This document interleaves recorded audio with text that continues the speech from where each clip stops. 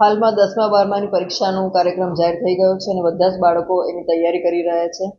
સાથે સાથે લગ્નની સિઝન હોવાથી પાર્ટી પ્લોટમાં ખૂબ મોડા સુધી ડીજે વાગવાની ફરિયાદો મળી રહી છે, જે અંતર્ગત જાહેરનામું બહાર પાડવામાં આવ્યું છે. અને હવે જે કોઈ પાર્ટી પ્લોટમાં 10 વાગ્યા બાદ ડીજે મોટા અવાજમાં વગાડવામાં આવશે, ડીજેનો ઉપયોગ કરવામાં આવશે, તો ત્યાં કાયદેસરની કાર્યવાહી કરી અને ડીજે જપ્ત કરવામાં આવશે.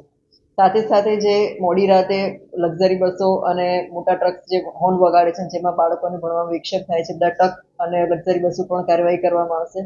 હાલમાં જે રોંગ સાઈડ ચાલી રહી છે લક્ઝરી બસ અને જે જાહેરનામા ભંગ કરીને પણ સમય સિવાયના સમયમાં સિટીમાં એન્ટર થાય છે, બધી લક્ઝરી બસ અને ટ્રકની ઉપર પણ અમે કાર્યવાહી કરી રહ્યા છીએ. વહેલા સવારમાં 4 વાગે પણ અમે પોઈન્ટ લગાડી અને કાર્યવાહી કરી રહ્યા છીએ. અને મોડી રાતે પણ જ્યાં જ્યાં અમને લાગે છે કે આ કાર્યવાહી અમારે જરૂર છે તેવા પોઈન્ટ પર અમે સરપ્રાઇઝ ચેકિંગ કરી અને એ પોઈન્ટ લગાડ્યા છે. આખા સુરત સિટીમાં જ્યાં જ્યાં રોંગ સાઈડ હોર્ન્સ માટેના અમને લાગે છે કે અહીંયા ફરિયાદો વધારે આવે છે, એ જગ્યા પર અમે અહીંયા પોઈન્ટ રાખી અને ટ્રાફિક પોલીસ દ્વારા કાર્યવાહી કરવામાં આવી રહી છે.